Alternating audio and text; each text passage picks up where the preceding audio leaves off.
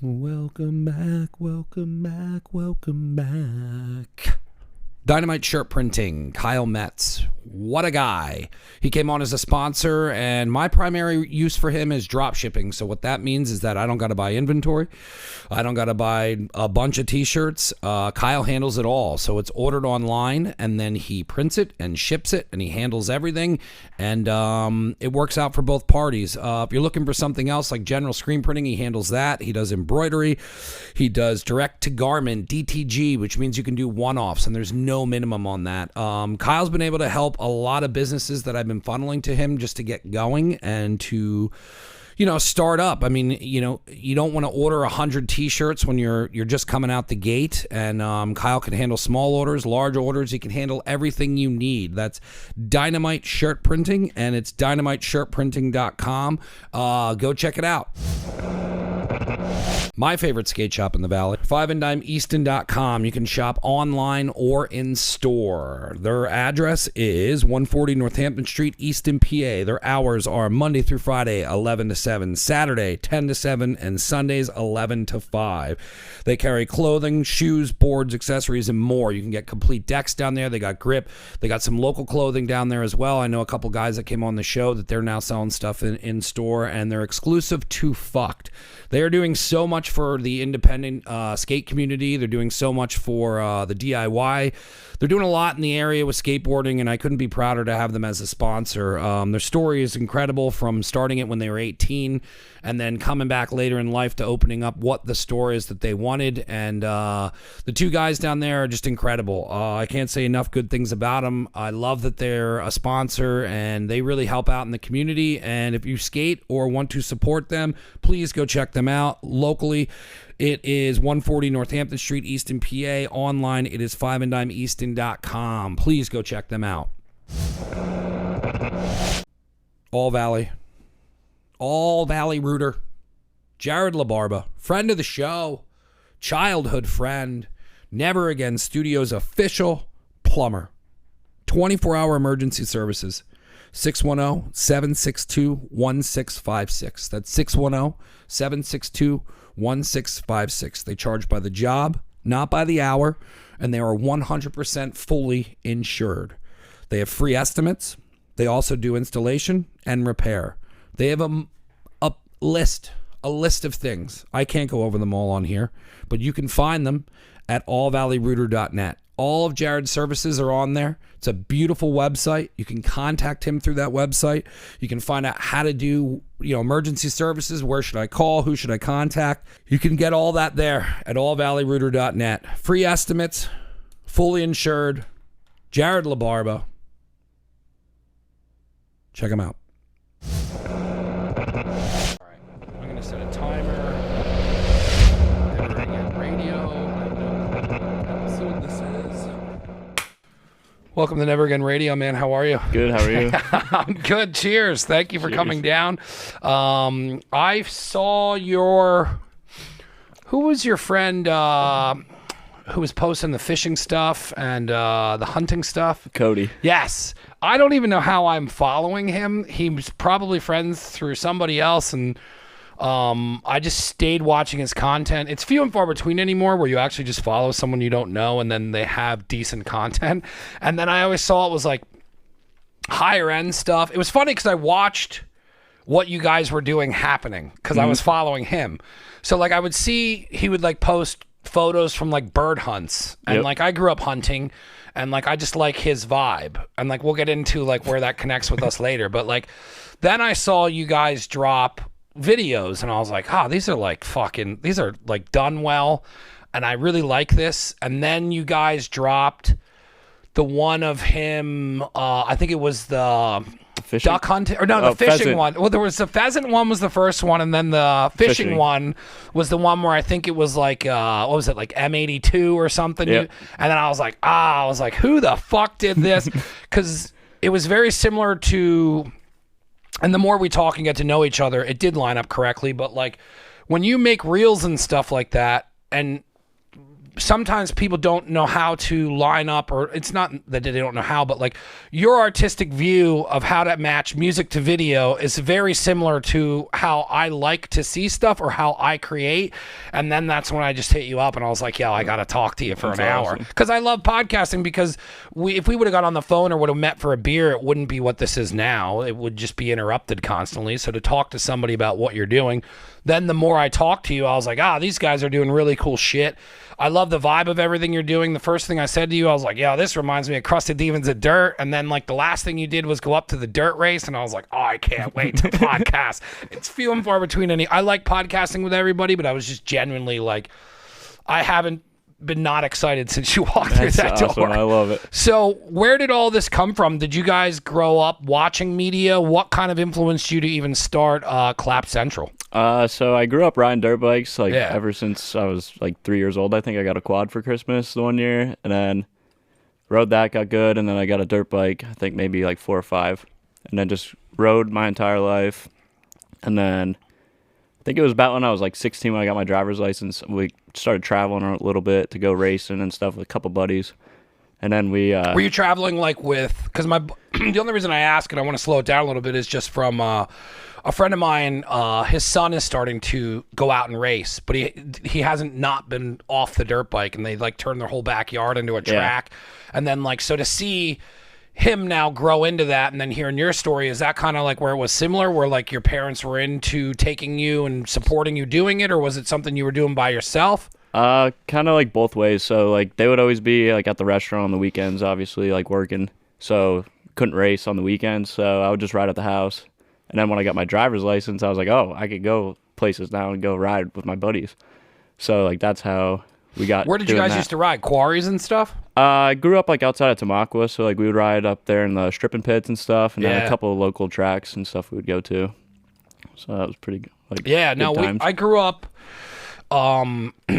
My story is not as cool as that. Everybody around me had dirt bikes. My brother got a dirt bike. My older brother had a dirt bike. One of my best friends got a 4-wheeler. And there was another group of guys who were going out and filming stuff. And this was right around Crusty Demons at Dirt. And Metal Militia just started. Like it was Deegan and like 2 other guys, Seth Enslow. Yep. And they had like the big Krusty videos, and then like they had Seth's video where he did the big jump and crashed and like his whole face got stapled. So like I grew up on all of that stuff. And then my grandmother felt bad that I didn't have a bike and was like, I'll buy you a bike, and then you just have to like cut my lawn and pay for it. And I had a 95 CR 125 that was built for racing. It was black and red, and I just happened to find it down at a Honda in Penargil. My grandmother was like, I'll buy it for you. Mm-hmm. I rode it twice with everybody, and then they sold all their shit, and then it sat in my garage, and we didn't go riding anymore. Oh, man. It's like I was like, yo, I finally got a fucking bike, and you guys all are overriding now, and I was just the cameraman for... I've always been like the camera guy and always wanted to make like the Krusty videos, but like it literally sat in my garage, and the only time it came out is we would throw house parties when my parents would leave, and I would get drunk and I would rip up and down the street, and that's the only... I rode it like 5 times. So pissed. It's like kind of like the same thing like for me. I never had like a big bike or anything, like an 85 or like a 65. I had my first bike still when I was like 10, 12 years old. It's a 1984 Honda Z50 metal tank. Nice. Like all original, super like durable. Thing's been beat to hell. And then my grandma one day was like, "You look like a goofball on that thing. You're so big." She's like, "Well, let's get you a dirt bike." So then we went. She got me a dirt bike, and then I got back into riding like the bigger bike. What did she get you? I had I think it was a 2013 KLX 140L. Yeah. That I bought, a trail bike. Yeah. And I rode it like a motorbike everywhere. Yeah. So then outgrew that, and then started working, saved up enough money. Where were you working at, the restaurant or? Yeah, with my family. And then I saved up enough, and I bought a 2015 CRF 250. And is that when you started getting into it kind of more? Yeah, like full time pretty much. And then at this point, you're going out riding with your friends, and then you start competing in it? We did one whole year of just like going for practice days. Me and my buddy Luke and Jake, and then a couple other. Like, what are the practice days? It's just like an open track. You go out, you could ride at your own pace. Like some of them would be open to like everyone at once, or like set up in format, so A, B, C class. And then if you wanted to compete that day? Those were just strictly practice. Like, Oh, all right. So you could just go pay the $40 and go ride all day. Yeah. And then the year after that is when we hammered down and started racing all the time. What was that like to go from practice to race? Whole different animal.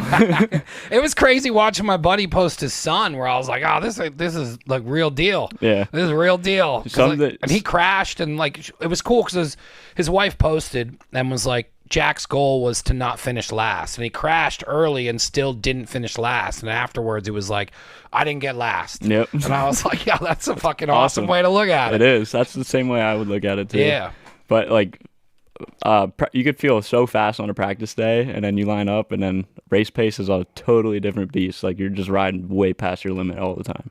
What drew you to that? Because I mean, a lot of that is probably nerves and anxiety, and then like, was it like such a rush after it was over where you're like chasing after it again, or was it just kind of in your blood because you were doing it since you were so little? I think it was definitely like in my blood, and I always wanted to, like when I was younger, but just never could because of like circumstances with work and stuff. Yeah. So like when I finally got to do it, like I just wanted to keep getting better and better. And Were you like, going to them alone, or were you going with your parents? I would go with my buddy Luke. Damn, so it was just you two kids That would help me going start and it. doing Yeah, that shit? he's a little older than me. I think Yeah. he's like 26 now. Yeah. I'm only 21. Yeah. So like he was like a bigger brother, like at the track for me. Like That's cool. would help me work on the bikes and stuff too. Was it expensive? Yeah. Yeah. I'd be rich if I didn't race. How long are you still doing it now? Yeah. Yeah. Not as much. When but, did you start doing it? How old were you? 19? I think like 17, 18. Yeah. Somewhere in there. And you competitively have not stopped going? Yeah. Is it the same circuit every year, or are you going into different stuff? We do District 6 mainly, and then we'll do like a couple other series like locally. But like Luke would have to sign my waivers because I wasn't 18. Yeah.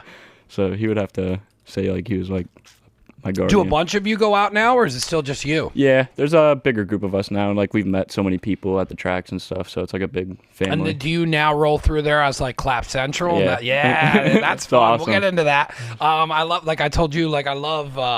I've always done it since we were kids. Like when we were kids, we grew up, and like me and my buddies started we called ourselves the Bushkill Crew, and then like it was just I always liked creating like a group that we belonged to, whether it was like, cause I grew up in like 80s and was just always into like graffiti, and like I just, for some reason I always liked like gangs, like Yeah. G.I. Joes, I was with the Dreadnoks. Like, Yep. so whenever we got into stuff, it's funny looking back on it, because essentially what I did with Never Again Clothing was just start a public version of what we were doing when we were kids. And then like I told you, like my buddy Keith, we started Landlords, and that's like our Grom group, and like it says Landlords, and it has like in the back of like the name, we did like Hawaiian print. So like I love doing that. So then seeing you create this and seeing how early on it is, I just get excited, because now it's like you did do all that racing, and now like you have a team and you're going as a group, and then like you can brand it and put it to social media, and now it's not just kind of racing, you're like a movement almost. you're building something behind it. And that's what I was drawn to with it, because it's what I did similar with Never Again, where it's like you create something and then you have a brand, but then now you have all these different things, where like in the beginning I did it with skateboarding, and then like I would try and find different people with BMX and motocross, and I just always loved creating that. And then seeing you guys do that now, it's fucking rad, because I don't know. I like I said, I don't know if I just don't see enough shit come through my feed, but like I never really saw anything I liked more than like what you guys are doing. Now that you're like, because you're racing and doing all this stuff, where did the video aspect come from it?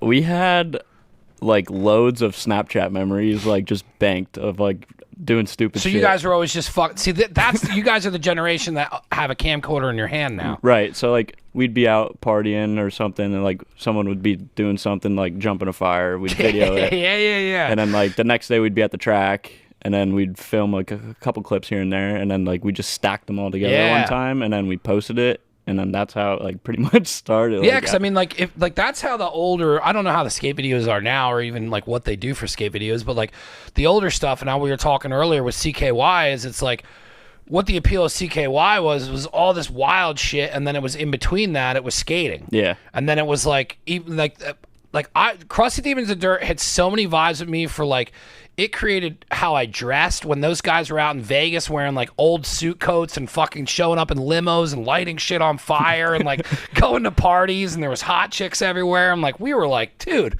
where do you do that? Yeah. So like that whole vibe of like clipping wild shit and then putting like actual legit stuff. Anything to it has always been super appealing to me. Yeah. So that's crazy that you guys grew up in a time where it was saved all on. Because back then it was like, we had like old, it was like the camcorder. Yeah. So you would have to come home then, but like what makes it to me, in my opinion, is when you put music to it. So like I remember like, in my basement, we were trying to buy equipment that like you could add audio to it, but it was like, it was such crazy editing back then, and not having like Final Cut and like any of this even like iMovie is so easy to do shit in. That's what I learned on. Yeah, same. And I had no idea what I was doing. Same. When I started. Thank God I got 8-year-olds in Britain on YouTube telling me what to do. Yeah. I'm like, yo, this dude's 10 years old. Yeah. I'm over here having an anxiety attack, ready to smash my monitor, and he's just like, hey, you just do this. Yep. I'm just like, oh my God. What do you use? Final Cut? I use Final Cut for like all my personal stuff, and then at my other job as a videographer, I use Premiere Pro. So you've always been into videography and stuff like that? No. You just started getting into it? 4 years ago when I started this page. So you started Clap Central on Instagram? Yep. And then you basically took your first reels and stuff from that, and then as you know, and I know that like you need content. Some people don't understand that you need the content in order to put that shit out there. There's a name on it now, but like I remember when I first made 20 years ago when I made a website, they were like, yeah, you need pictures. And I was like, cool. I just thought they would make everything in my head. And they're like, you need to do a photo shoot. And I was like, what? And then like I started doing photo shoots. And then like I took the photo shoots and it was like something we did with girls and guys. And then I used that and I was literally modeling everything after Metal Militia's page or Fox Racing. Like I was just like, all right, all right, well, what did they do? Okay, well, there's a guy.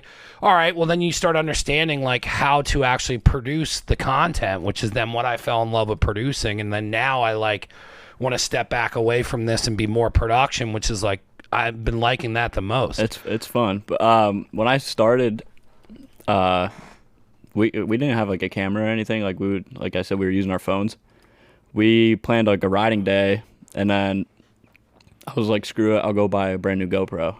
So I bought... Yeah, GoPros. I had like an older GoPro at the time, like a 3, I think. And then I went to a Walmart right by this kid's cabin that we went riding at and bought like a 7, I think came out. It always sucked because when they made the update, it was always so much better. Yeah. You're like, I'll get the fucking I think it was like $400, and Yeah. I was like pretty young yet, so I was like, that's a lot of money. But I said, if we're going to do something, like let's do it. So we went and bought the GoPro, and then we all went riding. I think there was like 6 or 7 of us.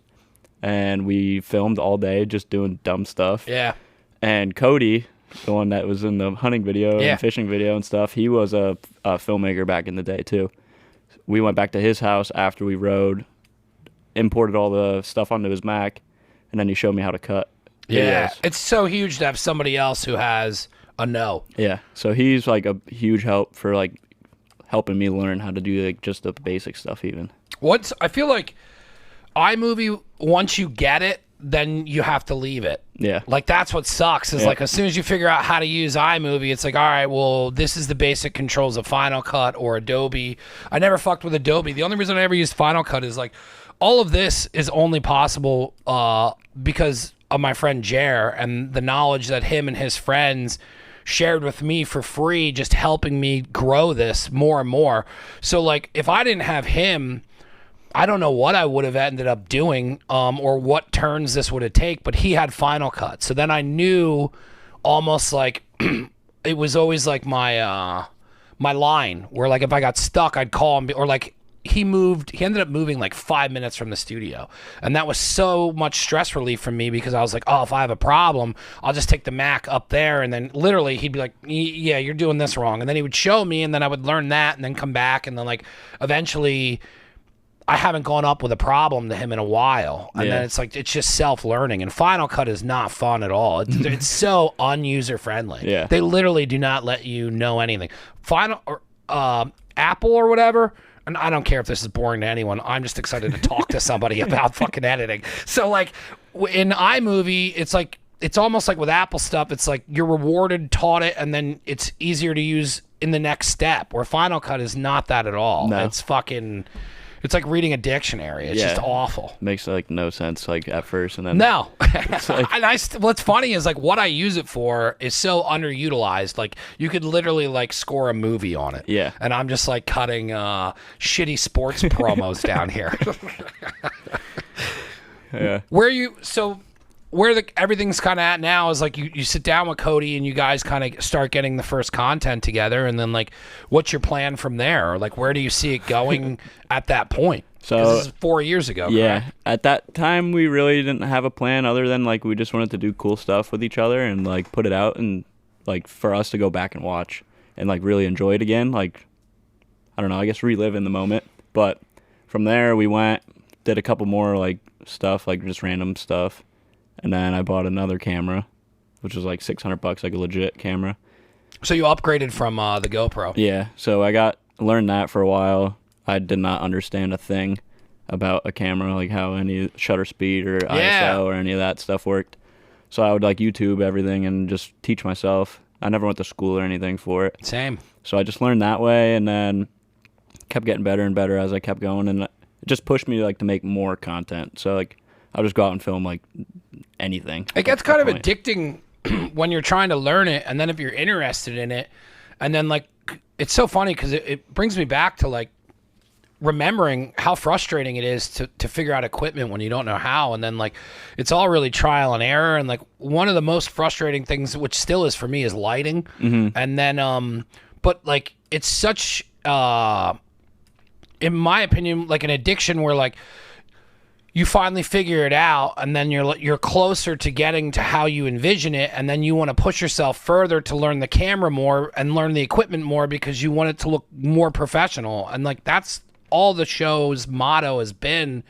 Like in the very beginning, like the tagline was, we just said never again, it's just a podcast, because it was so much production I was trying to do, and we didn't even have a show. Yeah. So like it was always like, well, what, like my friend would always be like, it's just a podcast, dude. Like you're trying to make relax. You're trying to make a fucking TV movie out show. of it. Yeah. But that was my thing. And then like, I'm so glad that I did push it so much further than what it is, because I had to keep catching up.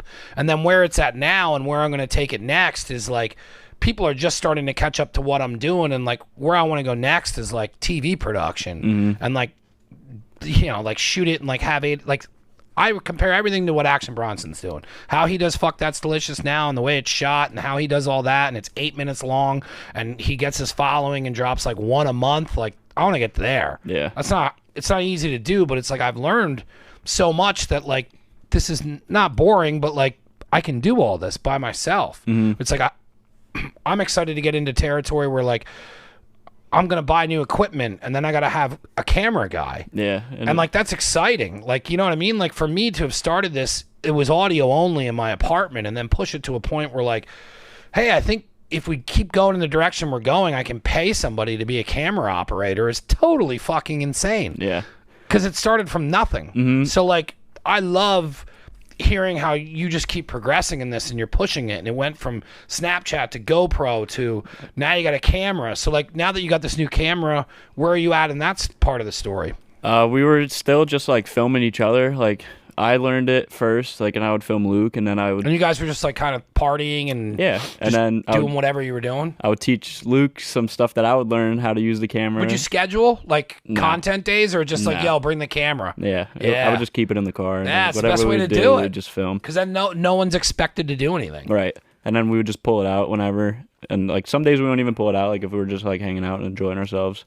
But then I would show him stuff, and then he would get good at it, and then like we were both at the same like level of filming, so it was sick. We would go to the track, I would film him when he would ride, and then he would film me, and then I'd go back and edit, and then I would just get better at editing. Like I'd work on my video first, and it would kind of be like crappy yet, and then I'd go and do his video right after, and then I would be like cruising through it because like I'm just getting better and better like as it was going. Were you getting into like transitions and like Just different like, stuff for that, or was it just clip like trying to kind of like, because I never really understood like how to blend stuff and like did it, so in my head I would always just kind of like rough chop it, and then it would yeah. just become its own thing, which I think actually ends up looking better. And then it's the way everything actually went. Yeah, where, like, I they would just just chop the shit out of everything. Yeah, I just cut on like a beat pretty much. Yeah. So I would just look at I knew you were doing that. So Yeah. then it was almost like that's the same thing I did where, and we can hang here for a little bit, but like I would almost pick the song first. And then like And then when I would film. have a song, then I would know how I would be filming. And then like, it's a lot like growing up, when music would be playing, I would always be picturing in car rides, I'd be picturing me doing something along the ride. So like I'd picture myself on a bike or anything. So I always pictured myself moving, but there'd always be music playing. Then when reels and stuff started coming along and I started figuring out how to shoot stuff, and I don't know if this is how anyone shoots or it's backwards, but like how I end up seeing stuff is like I'll be driving and I'll hear a song on like Spotify and I'll save it, and then I'll be like, oh, that's good for a slow-mo, and then I'll be like, oh, I could do that for like a cheese pour over with a burger, or like I can picture that to this, and then that drives me to create the content because I have the music. And in my opinion, if you have the music first and then you match your actual timing of the film to the timing of the music, and even if nobody realizes it, it fucking works. And then the person who's watching it, if they don't have any understanding of what you're doing, it makes sense to them because the timing of the video and the timing of the music are the same, almost like mixing a DJ beat together. Yeah. And then when that hits and it's perfect, even if it's a little off and nobody notices it, that is like one of the best feelings that I ever have. And I laugh to myself and watch it 15 times in a row. And I don't care if it gets 3 views. It's so simple, but it works like every time when you do it like that. Yeah. I love creating that way. It's an odd way to do it. And I don't know if it's because we both didn't have the knowledge of what you're supposed to really do, but Yeah. I'm addicted to creating content that way. Same. And I like everything that I've learned, I feel like I just do it like the dumb way. Like I'll just fuck up first. Because you don't know. Yeah, I'll fuck it up first, and then like I'll go back and try to figure out like what I did wrong, and then like go about doing it the right way the next time. Yeah, and then when you figure out how to do it the right way, and then when you're creating the content in your head before you do the edit, you understand how it's going to be completely laid out. Yeah. Like I have a problem now where I'm like getting ready to start creating food content, but I don't understand it because I've never done it. So like a lot of that's lighting, and like I've done some really slick shit with my buddy Matt Ham, who I met through Jer and has become a good friend, and he does so much, and like that's what he does for a living is operate a camera. But like when I let him do his thing with like my food stuff, it's like a fucking Nike commercial.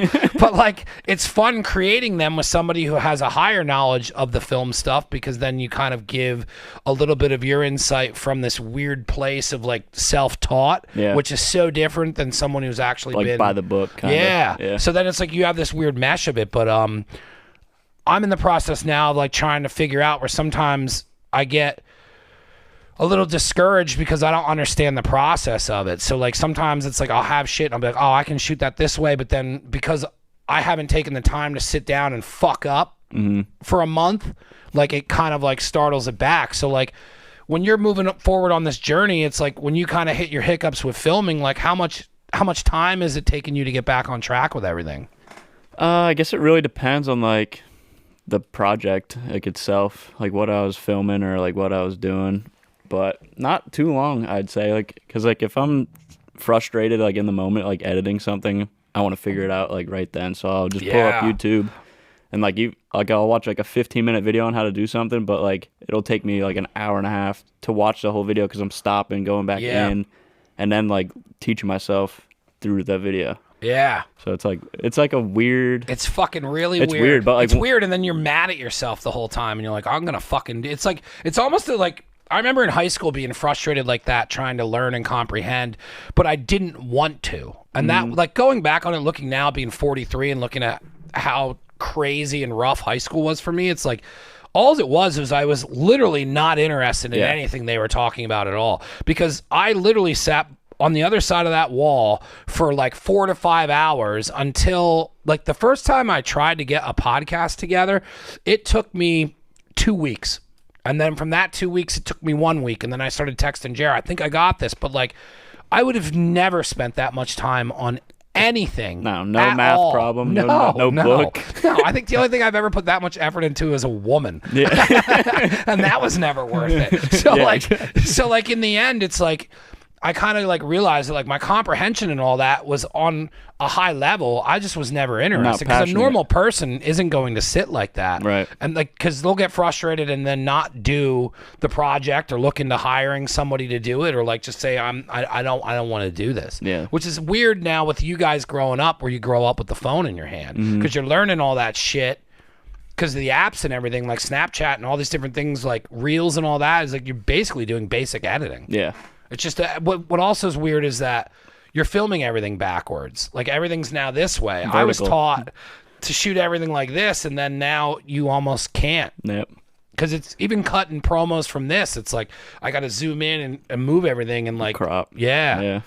We got crop in. Like I said, I give two shits if no one's interested in this. I could do this all day and just talk to you, because I knew as soon as I saw that one that you had to have been doing it similar to how I do it. So you start learning editing more, and you're kind of growing with it. And like, where are you at now in the process? So you have the new camera, and you're doing more stuff with Clap Central. Is Clap Central growing? You're starting to sell merch. Like, where do you start growing, and where did the name come from, and where did that brand come from? All right, so the name comes from, like, if you call it something clapped, like, it's like junk pretty much. Yeah. So like if you have like a pickup truck that's like all rusted out, shot, it's clapped. I can't wait to start using this around my older friends. So- They're like, what are you saying? Me and Luke, I think we were sitting in my shed the one day, getting ready to go to a track or something, and we're working on the bikes last minute like always, and Luke's like, this thing's fucking clapped. He had like a 98 125 still, and I'm like, yeah. I said, and then look at my bike sitting there, it's all muddy yet from the last race. I said, that thing's clapped too. And then when we made that video, he was like, we got to come up with a name, and I'm like, let's just call it Clap Central. Yeah. He was like, yo, It's and so I'm like, fun. So fun when that so- shit just comes out. it was like so dumb, like as a joke. Like this whole thing was like a joke to start, like just Yeah. for like shits and giggles, and then it just went. And then when I got the new camera and started getting better at editing, is when I was like, screw it, like we got to make T-shirts. All my buddies were like, you got to get T-shirts. You got to Yeah. get T-shirts. It's like the first thing to do. So I'm really fortunate. I have a family friend, Johnny. He owns Organized Chaos. It's a printing company. I feel like I've heard of that. Johnny Kerstetter. The name sounds familiar. He's a big skater back in the day, like 90s vibe, big 90s vibe, Yeah, I love the 90s. which is sick. And his, I'll have him on and talk 90s for I 2 went hours. to I went to school with his kids. One graduated the year before me, one graduated with me, and they're all artists, like graffiti, all kinds of stuff, painting. And I told Johnny, I said, hey, can we get some shirts made? And he was like, for what? And I said, I made this page for my like racing stuff, and I said I want to sell shirts to help fund the racing Absolutely. and like for equipment stuff. He's like, yeah, what do you want to do? And I was like, I don't know, I really like the old like skate vibe stuff. He's like, well, what do you want? I said, I'd like a dirt bike on like the shirt, and like him maybe drinking a beer. And he was like, perfect. So that's this shirt. This is the Yeah. original shirt that I Yeah. have on. That was our first one. That came out 3 years ago now, I think. So we did that. I think I got 80. Did you push him through Instagram? Just word of mouth. Yeah. And Instagram. So I think I got 80 of them made, and I sold out in like 2 days. I'm Fuck like, yeah. Because Such a rad feeling. So this is like pretty cool. And then my grandma texted me one day, and she lives like an hour away. She texted me. She's like, "Hey, I seen someone wearing one of your shirts in Walmart," and I'm like, "That's sick." Yeah. And like that put a bug in me, like Yep. to just keep pushing and pushing. So we'll get into that too. Like just with the merch, I kept going. And The merch stuff, we'll hang on merch for a little bit. Like it brings back so much stuff that like I forgot. Like this started as an apparel company, and I was selling T-shirts out of a bar. Same thing, and like I would just sell out of shit. And I remember like I'd make 50, sell them out, and people would be like, because what you learn later on is like I had a place where there was a shitload of people all the time, so Yeah. of course you're gonna move stuff. But it was also cool stuff that I was doing. But I remember when you said that, man, like getting text and being like, "Yo, I saw this kid in Easton wearing," and I still people will text me every now and then, and like I just kept doing shit. I didn't. It was cool to get that, but like all it did was make me want to keep going, Make more. and then like do more, and then like do more merch, and then it was like all it needed was like little things like that, or just like seeing they're all gone, and like I wasn't even looking at profit or anything at the time. I was like, it's working, Yeah. and then I was like, it's working, and I feel it's working, and now I'm creating this shit. and it's stuff in my head, and I'm relating it back to these videos and these things, and this is like thinking like this is how they must have started. Yeah. And then hearing this shit from you is like so awesome to be like remotivated to even remember what the whole purpose of this, and like hearing how it started as a joke. And like, you know, when I started my shit, it was like I had at the time I quit drinking, and I had entire pirate tattoos on my fucking chest and stomach. So there was 2 rum jugs, and one of my best friends was tattooing me, Stacy, and she's like, "What are we gonna do with the rum jugs?" And I'm like, "Well, I don't want to put 3 X's on it because I don't want this to come off as like it's a straight edge thing at all. Like, I just quit." And I didn't want to go to meetings, and I didn't want to identify myself as like a sober person. And then she was like, "Well, why don't you put never on one side and again on the other?" And I was like, "Yeah, never again." And at the same time, my brother called me, and I was talking to him, and I hated how clothing was, because this is right at the start of skinny jeans. And I grew up when it was fucking big, baggy, and it was that 90s vibe. So I hated where that was going. And my brother was like, "Well, why don't you start why don't you do something?" And I'm like, "I should just start a clothing company because I hate how all this is." And he's like, "Well, I can hook you up with this artist." And then at that time, I was trying to stay sober. So I was like, all right, well, if I make a project each month and I can start counting my days by months, I can start doing it. And then that's how the entire thing started, was just like a bunch of things that just naturally came together. The name Never Again, and then I just said it once, and I was like, "Yeah, Never Again Clothing." And then someone was like, "Yeah, that's fucking dope." And I was like, "Yeah, that sounds cool." And then that turned into like NA, and then the logo changed and the shield, and like I'm excited to see how much your shit evolves, because it changes so much. No matter if you just keep pushing it, it's not ever going to be the same thing, because just from talking to you, you're artistic and how fast you're growing and creating, and you're just keeping a wide stroke on everything you're doing. Like, I'm so pumped to see what this evolves into, because I'm talking to someone who has the similar passion and bug for it that I did 20 fucking years ago, and I'm about to open a TV studio and a restaurant. That's awesome. Like, you know what I mean? Like, Yeah. so like I caught that seeing your shit, and I've just been pumped. What's funny is like I'm talking to you as like a fan and I'm interviewing you, but like I'm so pumped to see somebody doing this shit, because I don't run into people who are that passionate about creating and building something out of nothing, which I try and push everybody to do. Yeah. So it's like, I don't know where I get it from either. Like, I think it has to do with like my parents and stuff. Like, well, what are your parents into? Like, is your dad artistic or is your mom? No, they just Yeah.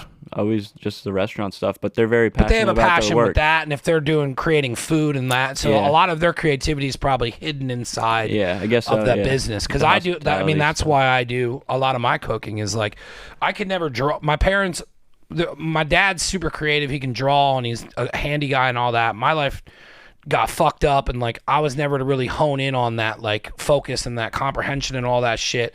And then now I look back on it and I'm like, all right, well, my creating is this conversation with you, and this is my artistic thing, and creating this studio, and like I can't draw. These are all people that I know that drew all this shit, but like that's how I express myself creatively. So like when I got into cooking, there's a lot of times where people are extremely expressive and extremely creative through cooking. It's just not most people are as loud as Action Bronson or are that out there. But then when I started realizing that that's what I was doing, that's kind of when I started expressing myself more. So your parents are probably just a little bit more reserved in how they create, but like they have to be in that industry, you have to be creative. And from talking to you about how long they've been in it and how successful they've been in it, like I think it's their it's work. got to be there. Their work and their work ethic too. I get that from my old man. Yeah, that's where I like get shit mine people from, don't too. care about anymore. Yeah. Seeing my mom hustling and stuff when I was a kid, like I'm sure growing up in that, watching them in that industry, that's not a fun industry at all. no. So like I and I'm like the same way with the restaurant too, like as I am with this. Like I guess that's where that energy comes in the clap. Is just from growing up working with my parents, and then just now finding somewhere else to put that same energy into. Because which it's like really drives me. Yeah, because it's like you're taking, you know, that hustle and all that shit that you would in the kitchen, which nobody knows what that is unless you experience it, and it's not fun. So it's like to take that and then redirect it is kind of like where I was like really redirecting a lot of my stuff, where I just similarly see it going down the same road with you, where it's just like you put so much into it and you just get this wide open lane, and then when it starts working and you're moving t-shirts and shit and you're like, let's fucking go. Yeah, and you just stay in that lane Such until a good feeling. something kind of gets in the way, or you kind of just turn it into do a new project. Yeah. So how did the t-shirts start going? Did you start doing like multiple versions of them, or because I'm sure you got the bug of creating with that guy then, because then that's a whole nother 2-hour podcast of just creating with, you know. When I used to kick all my ideas back and forth with Rizart, like he'd text me, "How do you like this? Do you like that?" And then like when you have a finished T-shirt design and you're about to release it to people, like that's such a special feeling. So when we started doing the shirts, I told Johnny, I said I never want to repeat a design ever, no matter how limited the drop is. So like say I did 10 of like this shirt, and I sold out. That's the only 10 that they'll ever be made, and then the next time it'll be a different design, like either based on like seasonal stuff or just like random stuff.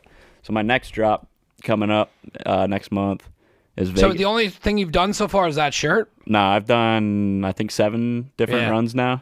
I've done a bunch of T-shirts. Because then when you start getting hooked on it, you start changing with the seasons. Oh yeah, let's get crew necks, let's get hoodies. T-shirts, crew necks, hoodies. Next drop's gonna be more T-shirts. Beanies I did, Carhartt beanies.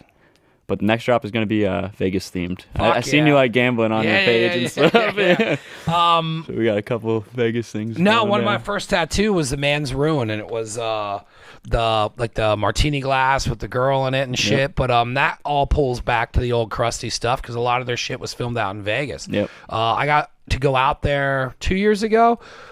I fell in love. Like, my mom was like, "How is it?" And I was like, "This is the only place I ever could focus because it's so fucking crazy that, like, there's so much distraction where I'm like, oh, peace." Instead of trying to distract myself. But my buddy, I was talking to my buddy, he thinks I'm crazy, but I was like, he's like, "Would you retire out there?" And I'm like, "Yeah, I would. I would get a piece of desert property and put a trailer out there. And when I had time, I would fly out 100% and just either Uber in to Vegas or just stay out and hang out with lizards and just get weird in the desert." But I love Vegas and all that stuff. Plus, it's a cool, definitely a cool area to get into, like tattoo style art and skateboarding art and all that shit. Yep. Where'd you pull that from that you wanted to do Vegas stuff? I don't even know if we should talk about that one on here, but I don't know. I don't know. Me and the boys like have fun. We go out and we'll gamble every now and then and stuff. But we're on a bachelor party and we had like me and Mikey had a drunk conversation one night how we should. He was like, "What are you doing for your next merch drop?" And I said, "I don't know." And he was like, "Let's cook something up quick." That's cool. So we just were having fun talking about each other, and he was like, "Well, what do you think?" And I said, I've been going to the casino a lot lately, and I said I've been winning, like knock on wood.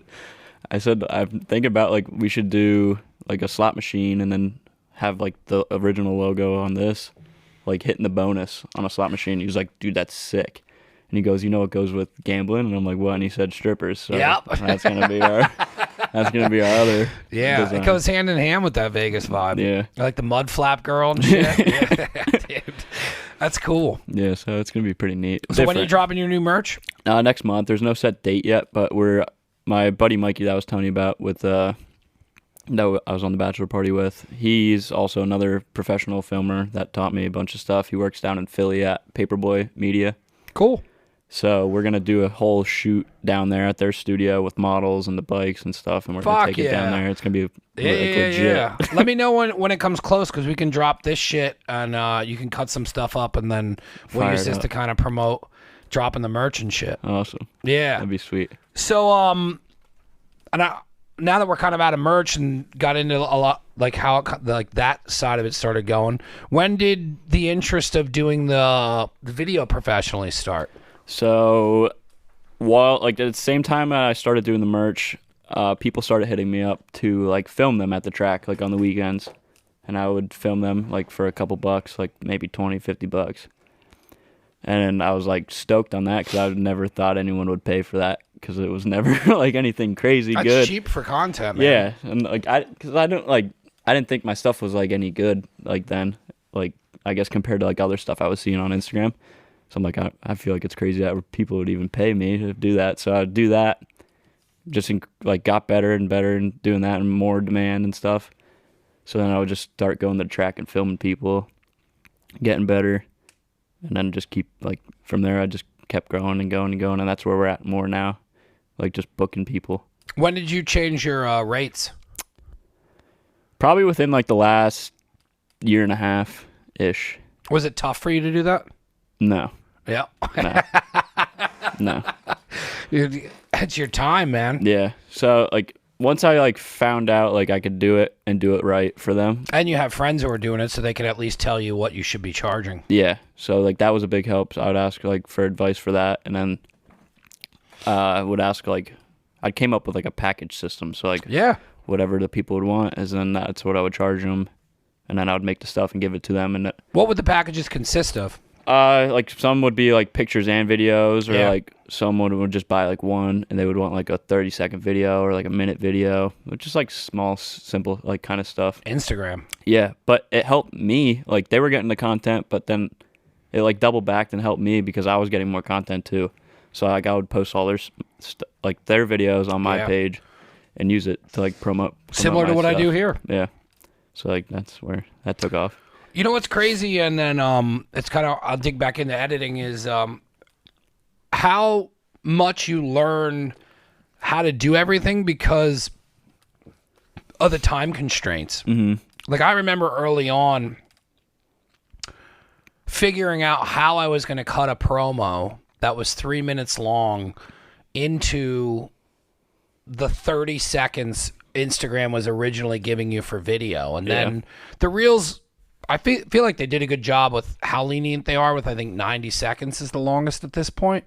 Yeah, I couldn't even tell you. Yeah, so like it was such a difficult curve to learn how to cut down to fucking somebody needing like a paraphrase. Yeah. It wasn't easy to do, but now it's like the standard is like people their 30 attention seconds. spans are like mice anymore. We did a commercial that ended up being like 1 minute and 40 seconds. And when the pandemic hit, a friend of mine from California was back here because his parents live here, and he's always done music since we were growing up, and he started scoring music for like movies and shit like that. So I asked him to do something, and he's like, "Well, how long is it?" And I'm like, "It's 1 minute and 40." And this is coming out of Cali. He's like, "Dude, that should be fucking 15 seconds max. Should your commercial be?" Yeah. And I'm like, "What?" I'm like, "Get out of here!" Mind-blowing. And then now it's like you look at what anything is on YouTube that's the standard. I couldn't even tell you what normal commercials are because I haven't watched TV in 10 fucking years. Everyone always asks me like, "Yeah, you watch this show on Netflix or something like that?" And I'm like, if I got time to watch TV or something, like I'm usually editing or like out filming something. That's all I was doing, and then I would make myself feel guilty. Like we used to, we had another group where like on Tuesdays we would go play video games. So then I turned it into we played it in a garage. So then it was like I created like a LAN party. Yeah, it was like 3 of us in recliners with a full. And we would just get takeout and have sodas and. We would call it the Game Garage, and then like I ended up getting tattooed on me, and like you see how we're like everything's got a name. Everything's got it was the game and the Game Garage, and then the Landlord. So it's like I've always been doing that, but it makes everything fun. Yeah. You went with like the same theme too. Well, I guess I went with your same thing. With what? The first letters like matching on that, so like you got your group names. The Game Garage, Game Garage, GG, yeah. Clap Central, CC, Landlords, LL. Yeah. It's fun. It's fun. Like even right now, it's like I'm doing like merch just to fuck around, and my buddy works over at Scribbles and Drips, and they do the. That's right. That's literally right down the street from my house. Yeah. So Nate, who comes on the show a lot, I ended up becoming really good friends with Nate Rapp. He's like Bill, the owner's like right hand guy. So like. He's always in design and shit, and we just became friends through the show, and like we'll just go get beers and shit. So we just started about making apparel, and then that's 45. We're definitely going over. So like we go out and like I started giving him kind of free range to like redesign and do like never again shit, and then like. Lately, I've just been doing like some rip-off stuff. Like I did like the North Face logo, but I've seen that, and then like I like that. That came to me. I saw someone try and rip it off, and I was like, "Oh, that's cool, the North Face rip-off." And I'm like, "How could I rip that off?" And I'm like, "I could do the radio things." And I immediately texted my buddy who Kyle over at Dynamite Screen Printing is like lives behind my. I love using super fucking local. Yeah. I used Axelrad for years, and I love those guys. But like using the guy who lives behind my parents, who's building a business out of the bottom of his house, I fucking love that. Yeah. So like I started talking to Nate about doing different shit, and then we just started designing stuff. And then like now, what's cool is like I just gave Nate control, and I'm like, we're going back and forth on it, but I'm letting Nate as an artist do what he wants to do, and then I'm just doing merch drops, and then like some of it's working, some of it's not, but like the next one we're doing is like a New Balance thing, and I'll talk to you about it when it's over, but when the pod's over, but like the shit that we started doing, I'm like, yeah, this could be like a serious drop. And then now what's cool is like having the knowledge of like doing apparel that long, and then like, and I'm sure it's the same with you, where like, you know, I'm sure when you started seeing that Vegas thing, you're like, this could be like legit. And then that's why you guys put effort into like the photo shoot and all that. And it's fun. Like, it's fun wrangling a fucked up conversation from someone to turn it into a fucking t-shirt, to do it to a bunch of shit that's going to fund you to keep doing what you're doing. And to me, that's one of the most addicting things ever. Yep. It's so much fun. I forgot to mention it too, but with that drop, I'm actually launching my website too. Awesome. Merch, so are you going to do like a full website, or like with just merch and like build the store in it and all that? Yep. Are you doing that, or are you having somebody else do it? So I had like both. So someone helped me out with it, and then I like helped them work on it. I can't too. do any of that. I try and do. I upload my podcast like behind the scenes, and one of my best friends who I grew up with, he handles the website, and like he hosts it, like because his wife became a popular like fashion and Instagram person in the Valley, and she's got a massive following behind her, and they're awesome people. So like he's learned so much through her. So like I started, like he was like, dude, I have my own server, and like my kids, I host their video games. He's like, I'll just host your shit over here. Stop doing all this dumb shit. So like, if I didn't have him, it would be, that stuff's crazy. Like, I don't understand any of that. I finished it up like maybe 3 weeks ago now at this point, and it's like kind of been you the take same. A lot of your own content, like your own photos and all that. Fuck yeah. So it's kind of like the same process of like learning editing. So like I would help go in with him. He would show me some stuff, and then like I would go in and try to do something, like add in stuff. Like we have like a rough draft up right now. Yeah. It's not like out yet, but like it works. I have like old stuff. And like I came home from work one day, and like I don't know why or like what caused me. I think it might have been like shitty weather out or something. But I like sat down and just geeked out on this. Isn't it weird? Yeah. Like, that's how I used to be with reading books. Like, I'd literally have to be in the exact mind frame to be like, I'm doing that right now. And then I could ultra focus more than any human being and get so much shit done. But sat there for like 8 hours.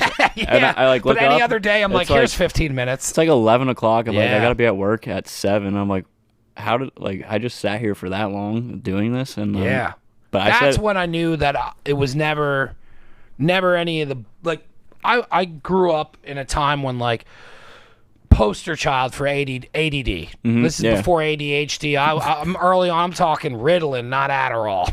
Like, so, like, you know. But then I look back on that, and I was like, man, what a terrible misdiagnosis on like pumping me full of all this bullshit with like mood pills and all this other bullshit. Meanwhile, I was just uninterested. I don't give a fuck about Abe Lincoln and this bullshit going on. Like, I just want to go do cool shit. Exactly. And then like I look at like, and as stupid as that sounds, I get to do real. that. I'm doing that for a living. Yep, it's so real. There's other people who think that way, and they have to get up tomorrow after watching this and go to a job they fucking hate and come home to a house they shouldn't have bought, and they're miserable. And I'm not saying everybody, but there's, you know, I know people like that. So it's like, as dumb as that sounds, me saying it out loud, I get to do this for a living. Yeah, and that's where I'm trying like, to get to. and like, then like with opening the restaurant, like that's such a real thing to like get a paycheck and be an owner. But like, I remember we were in like in the fucking meeting with the lawyer, and it was so surreal to be in there, and I'm over looking at my partner Gina, who is the last person I thought I would be opening a restaurant with, because all my friends said they wanted to, but the only person who did was Gina. And then like we're sitting there, and they're like, all right, so at the end of the year, if you make this much money, we're splitting it. And I'm like, so you're telling me for the first time in my life, if I work as hard as I fucking do now, I get half of what the fuck we're doing, not fucking a couple bucks an hour? Yeah. All that's because I don't like dumb shit.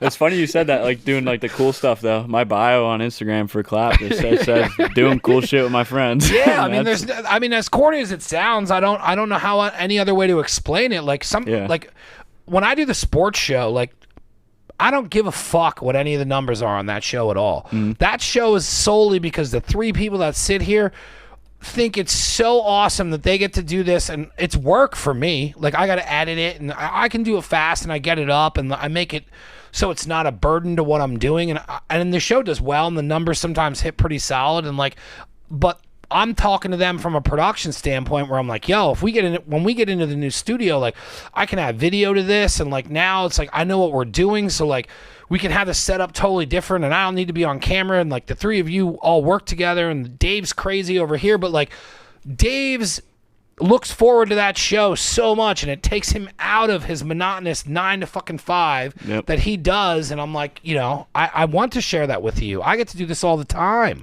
So like for me to do that show with these guys who are like down here and get the podcast in the studio, sometimes I don't realize that, like, you know, I'm so fortunate to have pushed myself to get to this point, which was not easy at all. I don't know anyone that I hang out with that would have done what I did. Yeah, it's fucking crazy. We always talked about it, like before we even started the page. We're like, we could be like on fucking MTV, like the shit that we always do. Yeah.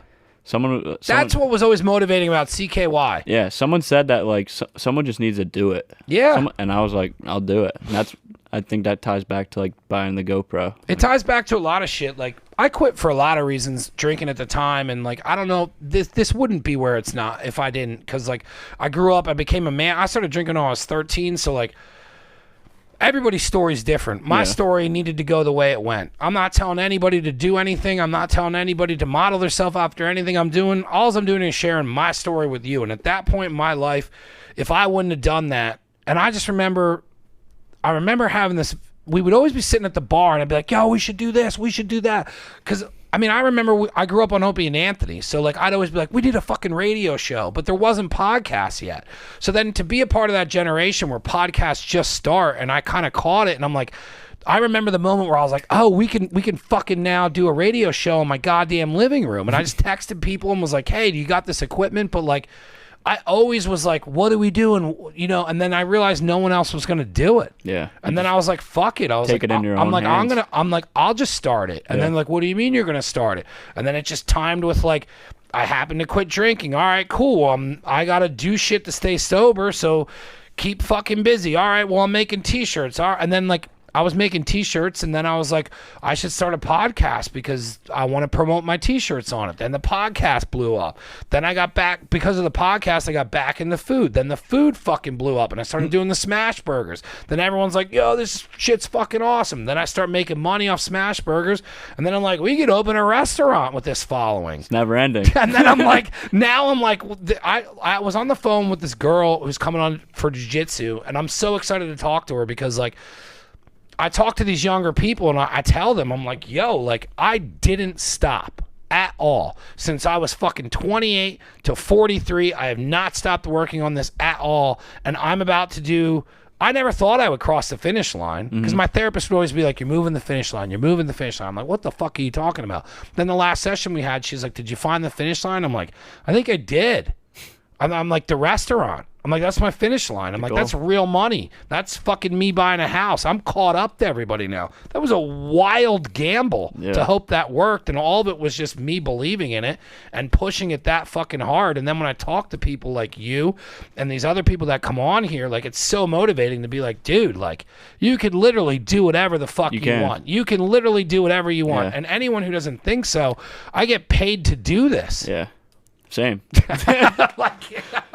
But don't get me wrong. I have to hustle here and have to hustle there, and I might not have what you have, but what I have is freedom. I can do whatever I want. Tomorrow I can choose. Fun. Like, and then I didn't realize what I was going after. It was never money with me. It was more on like the creative itch and everything. And money's awesome and it can get you cool things, but like, you know, I remember spending all that money on that Vegas trip, and it's really fun memories, but like, it doesn't stay with me. But then like my freedom to go to Vegas, I wouldn't have been able to do that at a regular job. I did that because I can create my own schedule. And then I realized what I hated working for other people was that I can't control anything that I do during the day. And that's like, I can't go hiking because I got to stay late because some other asshole didn't come in. And or then when like I got a job at the post office and then was good at it, and then they took advantage of me and I'm supposed to stay there because that's a real job, and then like I just get fucked sideways on that. And then like once I was stopped being depressed is when I started doing this full time. And then I was like, oh, it was nothing having to do with anything other than you were absolutely miserable because you had no freedom. And then to me, that's my finish line now. I'm going to own that restaurant and I can work whatever hours I want and we make money together. And then in the evening, I can do all this stuff that I talked to you about. And then now I'm completely controlling my day-to-day and my destiny. And all that came from grinding. Fucking T-shirts. Yeah. Making T-shirts. Making fucking T-shirts. Making videos. Making content. Making all this shit and grinding non-fucking stop. You gotta. Non-fucking stop. What keeps you doing it? I don't know. I don't know. I guess I really couldn't even tell you. Yeah. Just enjoyable, I guess. I didn't know any of it until this year. Yeah, I don't know. And that was from 28 to I think it's 43. I think it's like the unknown of like what the future is that keeps me going. Because like I couldn't tell you if one of my videos blows up tonight, tomorrow, never. Do you get into the analytics and all that shit? Every now and then. Not, it's anxiety. People ask me all the time, like, what are your numbers? I'm like, look, I know people come on here, and I know that my sponsors have all made money. Yeah. I know that. I don't really look at it like that because like I've had videos do like 50K views, and I think I only have 1,400 followers or something like that. And then you put another video out, and it's 300. Yeah, it makes no sense. But like I don't care as long as like the people I'm making content for or like myself like enjoys like the video I make for them is like I guess what keeps me. It's weird. Motivated because it's like you want it to hit outside of the core group, but it's the core group that always keeps it going. Right. I have people that have bought clothes from me since I started. Same. And just still keep rocking with shit. And then like I did a thing called the Burger Club, which I was just bored. And I was like, you know what we should do is we should make a Burger Club t-shirt.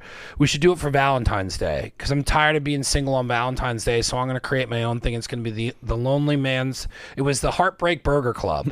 And then we made this fucking dope ass logo. It was like GTA style. And it said the Heartbreak Burger Club. And my buddy did it in real dope stuff, and my screen printer was like, you gotta sell 20 t-shirts in order for it to be worth me to do this. So I was like, all right. So I put it out there and I was like, look, if you buy a t-shirt, you get a smash burger, and I'm gonna have other food down here, and I'm gonna have a bartender here, and when you come down to pick up your shirt, you get a burger that I'm gonna make for you, and you can have a beer or you can leave. That's awesome. And after 30 people, I cut it off because I didn't want too many people down here. If you do another one of those, let me know. But now it's like, now with having the restaurant, now I start talking to my, like, this is where it's all like worth pushing this far because now I know what I'm doing. Yeah. So like now it's like my buddy's like, how many shirts did you sell? And I was like 30. I cut it off, and he's like, all right.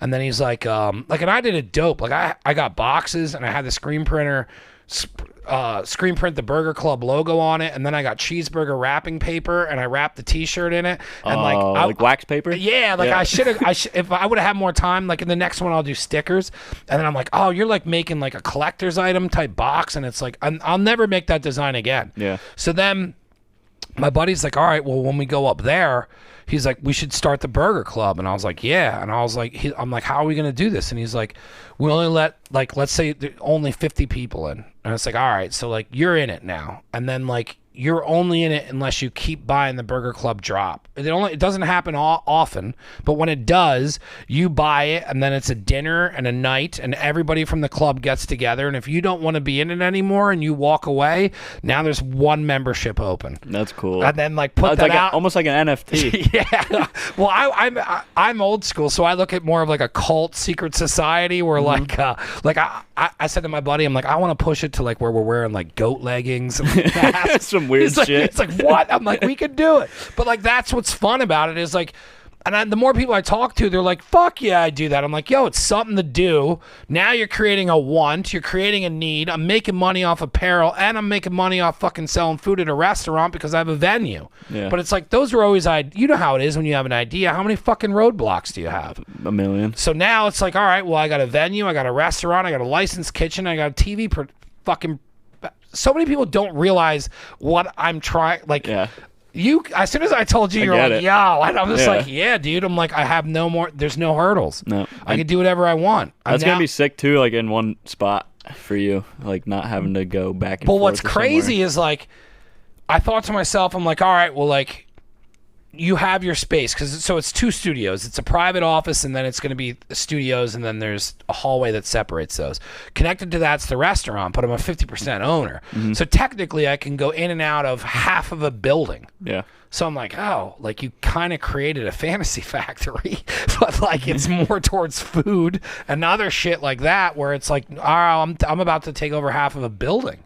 Yeah. You know what that is, because you know what I'm trying to do, but like all that is from, you know what I mean? Like that's so much fun to push an idea of apparel now, because I was bored. So it's like I love hearing that, like that's where that Vegas shirt came from. Yeah. And then you guys are going to take that idea and now you're going to push it with a photo shoot, which just means that now if that drop works, the next drop is going to be a photo shoot again, and we're going to get bigger. And then we're going to, now we're going to This is our grow. biggest one yet. Yeah. We're doing, I think like almost 400 items, I think, this drop. So what do you mean by 400? You're doing like between shirts and like all the hats and stuff. So are you going to buy them all straight up? Are you going to do pre-orders? I buy them straight up. And then what do? You fold them all up and keep them organized on shelves? Yeah. No, not really. So it depends. Like, depends on how many I usually get, but I'll either like throw them in my race trailer or like down in the basement. Yeah. In boxes, like all sized out and like whatever they are. But I usually don't hold on to them that long, fortunately. But yeah. And then you ship them all out yourself? Yeah, ship them out, or I'll hand give them out. I get a lot like at the restaurant, like all the regulars that come in and stuff. Yeah, that's fun though, because the cool. way I look at it is like you can probably move 50 to 100 shirts doing that. Easily. Yeah. But it's like it blows my mind because like. Do you hang them up there, or they just know at this point? All the like, so you could go there and get a beer and be like, yo, do you have the Collapse Central shirt here? Yeah, sometimes like if they're there, sometimes they're not. But the dress code is like really simple there. It's like just if you're serving like pants, jeans, kitchen, same thing. But like we have black t-shirts. And like so the employees are now buying your shirts? Yeah, so they could wear like either like a beer shirt, the Berlinsville shirt, or like a Clap shirt. Yeah. And like all of them were sometimes they'd come in there like at night and every person in the front of the house is wearing like a different Clap shirt, and that's so dope. It's like awesome. But like all the boys will come in then, like all my buddies, and like they'll all be wearing it, and then like all these people walk in like that don't know what it is and like ask, and it just keeps going from When there. did you guys take over that that spot? I think it'll be 10 years this year. That's crazy. Yeah. 10. How's it been with you guys taking over that? It was nuts. So like we started there from like nothing pretty much. The old owners were like super old. Super old. Yeah, you went in there. I went in there. A friend of mine told me about that place. We used to go to, this is how long ago that was. We would go to Stroudsburg, and we would go to the record store to buy CDs when they would come out. So we would buy a CD, and then on the ride home, my buddy Nat, we would bar hop through it's one of my favorite things to do is just go get lost on back roads and stop at dive bars or stop at like hotels and shit like that. So like we kind of had like a run where we'd do back from Stroudsburg and we would come over that way. And then, or what's funny is I passed that so much going up to just going up that way for because I go up that way now to do pop-ups at Bright Path Brewery in Jim Thorpe. Yep. So anytime I'm going up that way, I always go past it. But I didn't know. I mean, I figured at this point the original owners were no longer alive. It's not funny, but but like when I went there, they were ancient, and I wasn't. Yep. And I'm 43 now. So like, what was that like for you guys to take over that spot? So it was known totally different from like, them. Yeah, totally different from like any of our other places that we've had in the past and still have. Like bare bones, like house kitchen still. Yeah, because like they were like making everything out of like a back room. Yeah, they lived there. They had a couch and everything. Like, is the upstairs? It was all bedrooms when we had it and stuff. There was like a weird haunted piano up there. Yeah, weird stuff. It starts getting haunted out that way. But like that was cool in itself. Like seeing the process of that even come together. So like gutting the kitchen, putting the kitchen in Ansel System hood, and then it's actually starting to serve food out of it because like we really didn't have much food for like a year or so, and then just kept adding on. Put a walk-in out back. There was no walk-in. Like they just used a fridge and a freezer. Like that one's sitting over there. I just remember being there, and then we like would order, and then like the guy was like watching Golden Girls, and then we would like interrupt his programs, and then he would make you food. Yep. Mike and Gloria. I think they had like small little glasses. Yeah, and you get, so that was so old school to go to bars and you get the little guys. Yep, and you get 2 ice cubes in your drink every time from him. Yeah. Only 2. What did you guys change with it? Did you try and keep some of the original traditions with it? Yeah, so like we kept like all the history stuff in there. So we have the original cash register and stuff in there. Yeah, like that's right. The whole vibe in there is like still like the old like vintage kind of thing going on for it, but a little modernized. Brought it up to date and stuff. I know you guys are killing it over there. You know, we're having a pretty good time. Fuck yeah. Keeping busy. So now that we're kind of caught up onto like Clap Central and everything that it's done and whatnot. So now that you're like, so are you working full time doing media now? I work 2 full-time jobs other than Clap Central. I work at the restaurant full time, and then I'm a videographer at Blue Mountain Ski Area. Yeah. So that helped me. When did you start getting involved with Blue Mountain? I stepped in shit with that. So Ashley, the director of marketing up there, works for us at the restaurant since we owned it. She was our like first employee that we ever had. Yeah. When she was 18, she started for us. And then she still works there 1 night a week. I got a new camera in October this past year, like a birthday present to myself. I bought a new Sony, which was like a big buy, like almost 10 grand for like the whole entire setup. And she knew I was getting this camera, and I told her it finally came in the one Monday night we worked.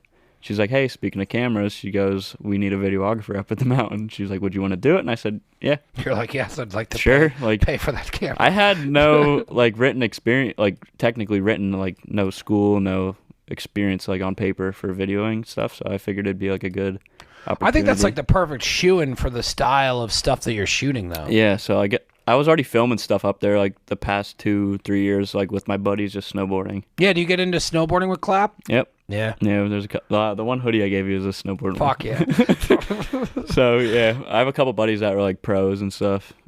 So I would just go up there and ride behind them and film. Do you start networking outside of the area to grow it? Do you hit up to, like other athletes and stuff and like try and get sponsored athletes through Instagram and stuff, or are you just trying to grow it all naturally? I mostly naturally, like I just let people like hit me up. I never like reach out to people. Like I just let them come to me pretty much. Yeah. But, that's a good way to do it. Yeah. I got a couple like weddings, like miscellaneous stuff, like out of like doing this. The first wedding I ever did was one of my best friends I raced with. You did videography for a wedding? I've done like 4 or 5 of them now. It's so crazy. You're just going all over the place with it. 7, I like that though. 6 or 7 for this year. Yeah, I just like doing new stuff all the time. It keeps it fun and fresh.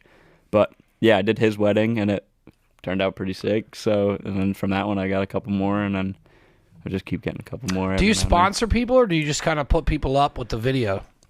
I just put them up with the video and stuff. What a smart way to do it. A bunch of my buddies like have the logo and stuff on their bikes, and then my one buddy that races the dirt cars, Jared, is I'm gonna be like the main logo on his car this year, which is sick. But I think I'm maybe on like almost 30 bikes this year. Like Fuck for yeah, motocross. I like that. When I first started out, it's like support. I sponsored a lot of people. Yeah, because I feel like it's not just like my page. Like I feel like it's like a family collective. Yeah, because you got so many people involved. It wouldn't be anything like without everyone else that's involved. Yeah, like I'm just the one that's behind the scenes stuff. We sponsored a lot of people early on, but like the internet wasn't the internet, so it was like I would record stuff and hopefully make a video, but then you didn't know what you were doing with the video because YouTube wasn't even a thing. Yeah. So it was like we would buy boards and like give stuff to some of the kids, and some of them I'm still friends with and some of them I'm not, but like early on, like it was like some people expected so much from being a sponsor, where I think people supporting you and repping you by putting your shit on their shit because they want to is the correct way to do it. Yeah, it's cool. Like I'll throw people shirts and stuff too, yeah, like, absolutely, which is sick too. I just like seeing like I went to Kutztown the other night for that dirt car race, and there was a ton of people wearing my shirts. I texted my mom. I said I felt like a celebrity. It's fun, which was cool. Like people were coming up to me asking me how I was doing. Like, you get awkward with that? Nah, not so much. Like, yeah, I mean, sometimes it's like weird. Like if it's a random person, you have no idea like if they, like who they are. Like if they ordered a shirt like over online and stuff, and like they come up to you and they're like, "Oh, Clap Central." It's like that's pretty sick to me. Like it's cool. It's real cool. Yeah. So I want to get back. It's I'm all over the place, but I don't care. Yeah, So no, I don't. That's how. ping-ponging. That's when I know it's a conversation. Yeah. If I would be like, here's like sometimes when I do this and like I have to just keep hammering questions, it's because somebody's not comfortable enough to talk. You've been fine. So when you said you're doing 400 pieces, we didn't get into everything you're doing yet, did we? We're gonna do 2 shirt designs and hats. Hats? Yeah. What hats are you doing? They're gonna be similar to like this hat, but not exactly the same. What are you using? What do you mean? What kind of hat? Are you using like this. Yupong? Or are you Yeah. using what's This- the other one? That's this. like the hunting. This is a Yupong hat. Yeah, It's gonna be like Yupong's this. solid. Yep. The other one is Richardson's. Yep. Richardson's does some dope shit. I started going to Total Archery Challenge, which is like this hunting thing that goes on outside of Pittsburgh. So it's kind of like golf, but you go through the woods and then they have like deer targets. It's fun to do. They had one of those up by the restaurant a couple years ago. Archery Addiction, it was called. Yeah. So like when they do these outside things, I started going to it, and the Total Archery Challenge had like bigger archery groups and shit there, and I was just like looking at their apparel and not looking at it as like hunting stuff, but like looking at these guys who are like just. And I was like, yo, like if that was just a black t-shirt or a black hat, like that'd be fucking dope. And then that's when I found Richardson's. And then like I made these like 5-panel fucking Richardson's hats and they fucking sold like a motherfucker. Richardson's does some cool shit. There's a lot like hunting and that world. It's so crazy the way that has crossed over where you can get footage of him fishing and that still lines up with motocross and he's just dipping and shit. Like that video was so funny. We filmed, I think that was on Easter this year. Did you guys just go out fishing? Yeah. Do you fish? Yeah, I fish and hunt. I grew up fishing and hunting, but my mom got stuck down at our beach house in South Carolina, and her flight wasn't until Monday. She got stuck. Flight was supposed to be out Friday, but didn't come home until Monday, so it was just me and my dad at home. We went to McDonald's for dinner, but like earlier in the day, Cody was like, let's go fishing on Easter. And I'm like, dude, that's perfect because we're not doing anything because my mom's stuck at the beach. He's like, sweet. He's like, I got a spot. So we went, fished for 8 hours. We caught 2 fish. That was that video. Yeah. So were you both of you filming or just you? It was just me. Yeah. I didn't fish that day.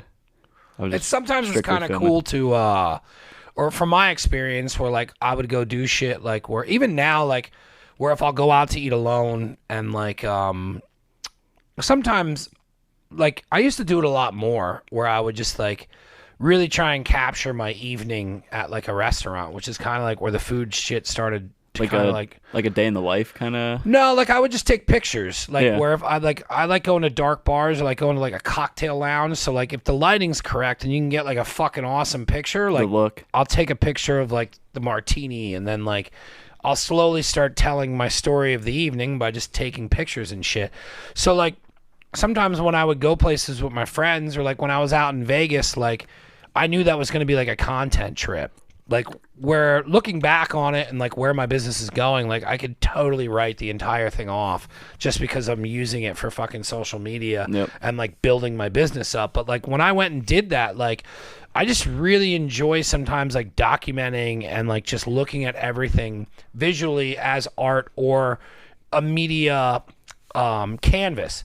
So like I loved going along sometimes and like, oh, I'm not going to fish today. Or like, I even remember when they would all go out riding, I would just be like, oh, well, I'm going to try and, because it's weird because like to get the right shot, you have to force yourself to do it. Yeah. Like, because even like when you have to like step in, like with skateboarding, it was always hard where like you have to get closer to them. Like a fisheye and then, or like something. you don't want to do that because like you're nervous or like, so forcing yourself or just kind of being in that moment of like capturing everything and then like collecting it all and then turning it into something is like, I don't know. Sometimes I prefer doing that than the actual, like the first time we did Total Archery Challenge, they wanted me to go and like bring a bow. And I was like, no, I was like, I'm just here to watch, collect. take it in. So I collected all the footage, and now I'm remembering I never did anything with it because like I look back on it and like there wasn't reels. So I was like, well, what the fuck are you gonna do with 400-minute clips? If I have it all, I should go back and kind of like now I could totally go and collage that whole thing and drop it and put fucking Freebird to it and fucking do whatever I want. But back then it was like you didn't have anywhere to go. Yeah. But I just remember enjoying filming them all, and then like. all right, well, I'm going to do all this shit and then take it home and work on it. So, like, the second time I went, I actually shot. And then that took me out of kind of wanting to film more. But, like, with having the phones, you can kind of double dip in that. But, like, I prefer sometimes just going and filming. Yeah. And just being that person to capture it. I just, we have a kid that works at the restaurant. He's, like, 16 years old. I think he just got his driver's license. But he makes music, like, on SoundCloud and stuff. And he's like, hey, you film stuff, right? And I said, yeah. He's like, you ever make a music video? And I was like, no. Why? He goes, would you be down to, like, make a music video? And I'm like, I'll make you a music video for free. One, because I've never done it. And I said, two, like, you're a good kid. So we just did that, like, 2 weeks ago, and it was a pretty cool experience for me. So where are you going to drop it now? On his, like, YouTube? And like, he's going to drop it on YouTube. He's been promoting it on TikTok before. Like, he hasn't released it yet. It was, like, crazy. We were working on a Friday night together. He's like, I got this, like, we had the song picked out already that we're going to use. He's like, I'm going home. Me and my boy are hopping on Discord, and we're going to make another song tonight. But he's like... It's so crazy that you can just go do that shit now. He's like, if you like the new one that we make tonight better than, like, the old one, he's like, you just pick whatever one you want to use. So I'm like, okay. I wake up at, like, 7 a.m. I had a text from him at, like, 4 in the morning of the new MP4 file. I listened to it, like, before I hopped in the shower. I was like, that's the one. He goes, all right, I'll see you in an hour. So we met up, and, like, they had to listen to the song a bunch of times, like, to learn the lyrics because they just made it the night before. What did they do? Just go around, or did you just shoot them at one place? We went to like, 2 spots, but, like, there was, like, 4 different spots in those 2 spots that we filmed at. But that was another funny story. Like, but what's dope now is you can charge people to make music videos. Yeah, so that was, like, another cool thing, like, to do. Like, this year I kind of want to just do, like, a bunch of random stuff. Yeah, like, that's how you grow, and that's why, like, I still, like, it's why I don't ever give up on the apparel. Like, I've had stuff where I sold nothing. Yeah. And, like, I've sat at conventions and spent thousands of dollars to be there and sold nothing. Yeah. And then, I feel like I could put a baked potato on the back of a shirt and just say Clap Central on it sometimes. Yeah. It's like it's weird. It's like I put so much effort into shit and then it doesn't go anywhere, and then you just throw some shit out. Like, I remember somebody, like, tossed me a design. I'm like, yeah, we can do something. Just put, like, Never Again on it. And it was just like, boom, and it, like, sold. And then you start realizing there's so many people out there that, like, different things. Yeah, people like weird stuff too, and then there's like weird genres of, like, real crazy shit. Then you have your skateboarding genre, then you have your, like, branded genre. It's like, I don't know, it's why I don't think I'll ever let go of it. Like, I love creating stuff with it. Yeah. Like, even though, like, we did, like, my buddy was like, let's do a St. Patty's Day one. So I was like, all right, let's do something with, like, Studio Kitchen and the burger, and, like, we did something with that. And then it's like I did another working class t-shirt, and then it's just like, what would be fun is to do another working class t-shirt and team up with you and Cody to do something, because that's super feels for there. So, like, I just love doing it. I love creating it. I love putting it out there. When it sells, it's awesome because it fuels another project and it doesn't make me depressed for a little bit. But like, for the most part, it's like I just genuinely like collaborating on things. I love doing pop-ups. Like, now with doing the food, it's like I do so many different pop-ups with my friend Brian, and it's like he's doing pizza, I'm doing burgers, then we did a pizza burger together, and then it's like we're just listening to music, and I'm just fucking, we walk out of there, and I'll make X amount of money, and I'm putting hours to the dollars, and I was like, man, I didn't think I'd be doing this shit. Like, I'm just, like, built my own business, and, like, made what I used to do in a week in a day. Yeah. And then I'm just like, yo, this is so crazy. Sick. And then it's like, I'm sure, like, when you get paid for doing stuff, it's like, man, you know how many hours that takes to make that money in a kitchen? Yeah. That ain't fun. No, it's shit. It's so shitty. But I feel like there's, like, even when you were in the kitchen talking to him, I'm like, man, you become such good friends with people. Yeah. That's, like, the one thing I'm, like, super thankful being in prison. about. Yeah. Like, this whole thing has been, like, such a cool, like, experience, like, just for, like, between the people I've met and, like, the opportunities that I had and, like, the experiences I've shared with people is, like, what makes it, I think, like, all worth it to me. It's such an awesome tool for networking. Yeah, it's so fun. I didn't even know what networking was until, like, this thing became its own thing, and my buddy's like, dude, he's like, you have no clue. He's like, you fucking touch anybody. And I'll run into people, and they'll be like, I go up to the bar over here. It's just like a shot in a beer bar, and I go there because not a lot of people that are normal go there. Like, you can still smoke butts there. Yeah. You know what I mean? Yeah. So, like, the one day the kid's like, he's like, dude, there isn't anybody I don't know that doesn't fucking know you. And I'm just like, what? Like, I don't look at it that way at all, but I've done probably 2,000 fucking podcasts at this point, and it's just like, I've touched so many different people, and then I didn't realize that this whole thing's just fucking networking. Yeah. And then it's just like and I always tell the stories, like my buddy's like, you know anybody who has a wrestling ring? And I was like, I do. And I was like, hold on. Then I hit up Chris from LVAC and I'm like, hey, you still got a wrestling ring? I'm like, what's the rate on that? And then I go back to my buddy and I'm like, here's what the rate is. And he's like, LOL, you have a wrestling ring, guy? And I was like, I do. And I was like, do you need him? I'll give you his number. But like, that was like eye-opening to like, I don't know. I like helping people, and I like when people come to me and they're like, I can't do X, Y, and Z. And I'm like, well, here, I met this guy and this guy can help you out. Or I don't have a videographer. Well, this guy came on and he's a video guy. And if he doesn't work out for you, he's over here. And like when people come to me with apparel now, it's like I have 5 fucking people I can turn them to. Yeah. Hey, look, if you're looking for this and this is this and you're trying to get something for sports, that's this guy. If you're looking for something over here, they have an art department. You can go to this guy. And then like, it just gets to a point where I stop not having answers for people. Yeah. And then it's just, but so I many love resources that. I love because all it is me giving you help because I needed help somewhere, and I know how much it sucks to sit somewhere and not understand what the fuck something is, and you're in fucking front of an editing thing for 8 fucking hours, and if I can save you 4 hours by telling you how to do something and save it, it's just pushing somebody closer to a goal to get to things that are further down the road. Yeah. So now you're working for fucking the ski resort. You're still cooking, and then what else are you doing?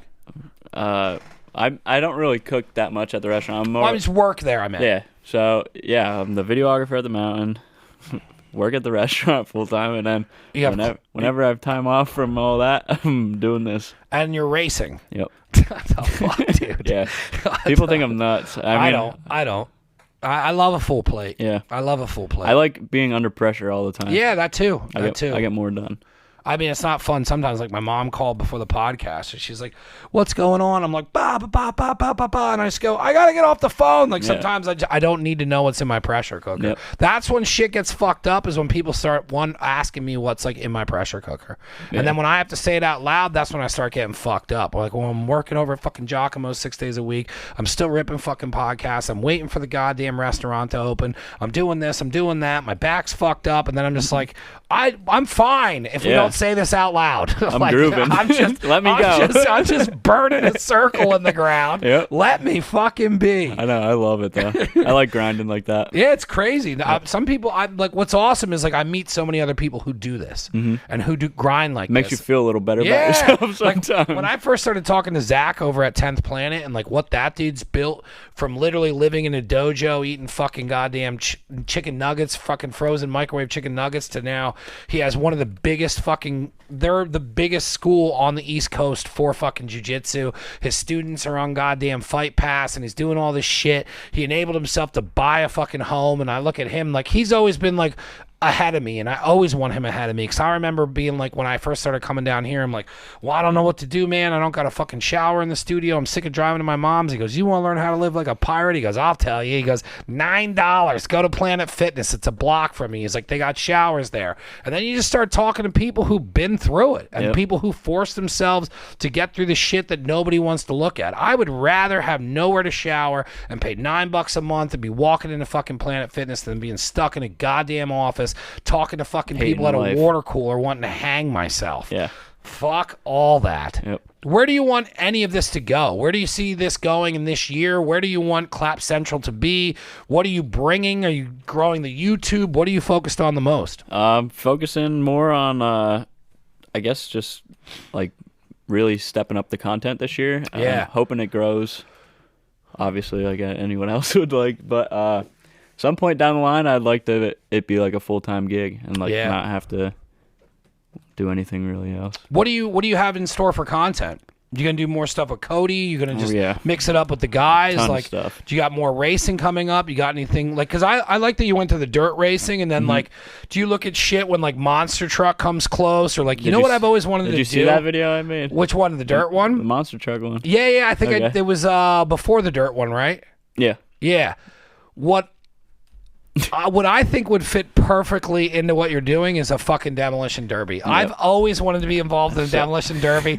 It got to a point where I found a driver, and then we just never did it. But I always thought it would be so fucking rad to show up to a fucking demolition derby in some backwoods area, and like 100 people are wearing your fucking t-shirts. You got a fucking driver. We might have one of those in store. My one buddy does them. Yeah, man. We've been talking about putting like a Clap Central car together. Yeah, for a derby.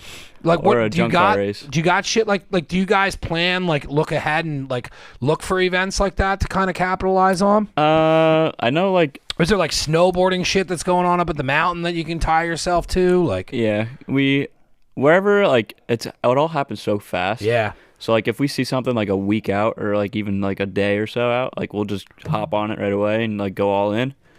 But sometimes like we'll plan ahead. So me and the boys go out to this track. It's out in like Western PA. It's kind of like an outlaw track. Yeah. It's called Breezewood. It's like where most of the like following I guess came from. You go out there. It's like a big party weekend. They do 2 of them here. Rally in the Valley. It's like a summer party. They have 3 tracks, a pond like with like legit water slides and stuff. Yeah. Like a titty show. It's like it's nuts. Doggy. It's a good time. But we'd go out there. What do you bring, like RVs out there and shit, or people staying over in tents? I'm the only one that had a enclosed trailer like ever out of the group. Yeah, I would definitely also do that. I had a 6x12 trailer. I've sold that, and I bought a 24-foot enclosed last year. That you use for racing? Yeah. So I take that out there. We go to that. That's a big weekend. There's thousands of people out there. We take a bunch of merch, sell all of it usually there. And then hang out. That's a good content weekend. Go to hill climbs and shit? Not as much. Yeah. I'd like to, but I don't know. It's just got to hit the feels. Yeah.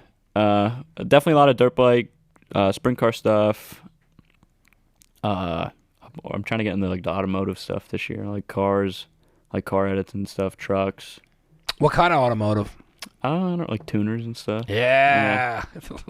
Fuck yeah. I got a shoot lined up with my one buddy I work with. He's got an Evo 9 that's like pretty done up. So we're going to shoot that as like the first part of like that, I guess. I'll start peppering you through my network. Yeah, they're like sub-series, I feel like. Between Rip Nuts and Scribbles and Drips, I know a couple people that fuck around with that stuff. Yeah. Josh Cole does photos for that. You start finding out people that want to do fucking car edits, man. Guy down the street from me has a Supra and a R32. Yeah. He's an importer. He's got him. Like when he brought him home, they had the Japan plates on him yet. Yeah. Like that's drooling. the stuff. Yeah.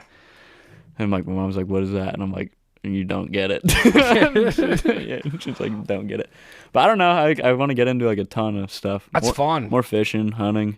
So when you do the car edits, how do you picture them turning out? Like just kind of shooting them, taking them on back roads? You see it kind of like a little bit of maybe a couple tunnel runs on the turnpike. Yeah.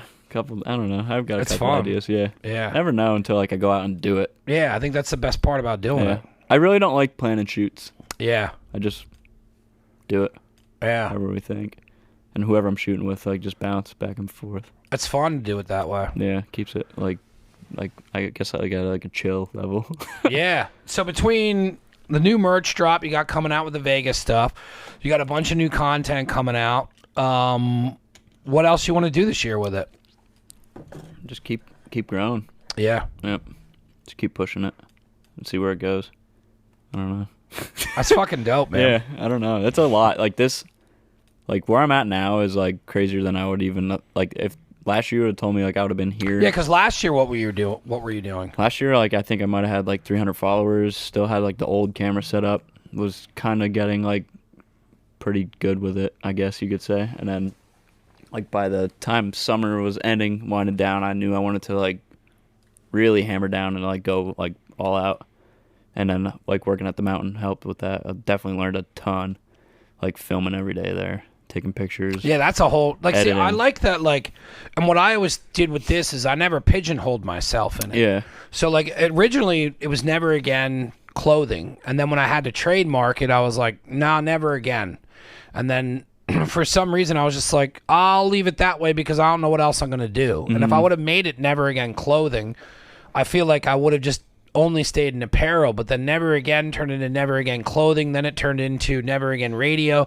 Then it turned into Studio Kitchen, and then it turned into Never Again Studio, which is now what umbrellas all this. And then like now when I go out and like kind of go to Vegas or those things, I call it Studio Travel. And then like we do Studio Sports, and I'm like, man, I'm so glad that like I never, because it's like Never Again isn't even really in it anymore, which it'll always be a part of it, but that was a part of my life that like I got so much shit for starting drinking again, dude. Like I've had so many people tell me like I was throwing my life away, and I've never been more successful because I did that, because it's so much harder to balance life and live a normal life and be okay with drinking too much and being a fuck up and like allowing myself to grow from those moments and push myself and like create that way as well. And you know, not just, you know, I tell everybody like I was just doing 10 push-ups a day. How the fuck are you gonna do 20 if you're doing 10 every day? So it's like after 10 years I was like, I'd like to see if any of this shit works. And the amount of people that told me I was dumb, yo, you're fucking up, like made me feel like when that was such a crazy decision. Like I remember like having a Guinness with my brother, and just, you know, you feel bad about it and shit, and then people are making you feel bad, and then for me to turn the whole fucking thing around, and then that's not even a part of it anymore, and people don't even bring up that I ever quit drinking is wild to me, because the entire thing was built on that. But where it has slid now is like it's Studio Sports, Studio Kitchen, and I'm like, oh, this is fucking crazy. Yeah. But it's all because I didn't pigeonhole myself. Yeah, exactly. I don't know what the fuck. I love that you do that, like, and then like how you kind of like. I go with the flow. Yeah, it's so much better to make art that way and be really creative that way. Yeah. And I don't know. I don't ever really like, even with this, we talked for 5 minutes and I said stop. And then like, I never know how these are going to go. I'm just hoping it's a conversation like today. Like, I really enjoyed this because I got to talk to somebody who's also into creative shit, and like that's why I built this. But this doesn't happen every time. But also, if I plan this and give people questions, and you know, now I look like every other person who's trying to do a podcast right now. This is organic. Fucking 7 years of me learning how to interview somebody to actually like when people look at that Joe Rogan, you say whatever you want about him, his podcast is the hardest podcast to fucking do. Mm-hmm. It's having a conversation. If you don't understand, and it's just like how we didn't understand how editing was and filming was when you first start doing it. I didn't realize how interviewing was until I sat down with someone who right before we started the conversation told me they were an introvert. And I was like, what? And then the interview started, and it was fucking, I was like, it was like, I've already asked people like what they do, and they just answer yes or no. And I'm just like, yeah, we got 40. We're almost at an hour and 40 minutes right now. Yeah. If I wouldn't be wrapping this up now, I could talk to you for 3 fucking hours. Yeah. There's people who you have to drag 45 minutes out of. Like so pry them open. Yeah. But like I've learned how to do that now, and I always get pissed because I'm like, why don't you just start doing that outside to women and dating? Like, I think it's so fucking awesome what you do. This is an open door to anything you want to do. I have a bunch of merch and shit that I'm going to get to you. It's all packed away. But I'm going to make a point to come by the restaurant when you're there working, and I will return the merch that you gave to me. If you need anything at all, I'm an open door. You ever want to collab on anything, you want to get into t-shirts, apparel, you want to shoot a video, you want to get content, you want to bring other people on here that you're trying to put up, this is 100% an open door to connect your network to mine, and I will give you anything you ever need. I think it's so fucking rad what you do, and my favorite part about this is I have no clue who you are before you walk down that door, and I think what you're doing is fucking rad. You are few and far between to people who are doing what you're doing, and it's coming from a very specific place that I noticed, so I thank you for coming on. I appreciate I want to give you a chance to completely let anybody know where they can buy Clap Central, where they can look at your videos, and they can check out anything you're doing. Stay tuned. Instagram, Clap Central, TikTok, Clap Central. We're not really on Facebook yet, but don't go there. Nah. I'm trying to get off there. The only thing left on Facebook are old people and people who weren't told they should stop oversharing. Yep, and then website will be launched next month, as well as our. Were you able to get clapcentral.com? Yep. Fuck yeah. That's so nerve-wracking, though. You don't know if you're going to get it. I had no idea. So that'll be out, and then our merch drop as well. But cool. There'll definitely be updates on social media for that. Yeah, man, I will drop this and time it to when you are releasing the Vegas stuff, and then I can cut, or I can just give you all the raw footage, and you can cut some shit out of here from where you're promoting or anything you want to take out of here.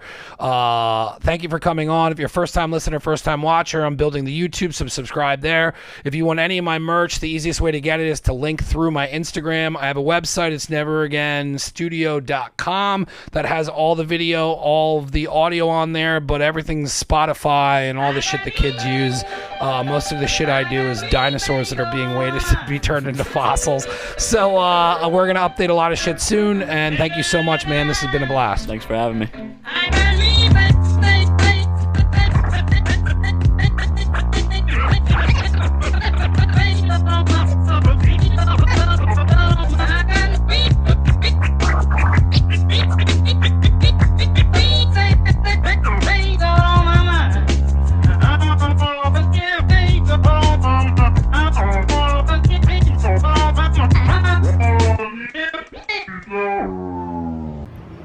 Never Again Radio. Get into it, brother.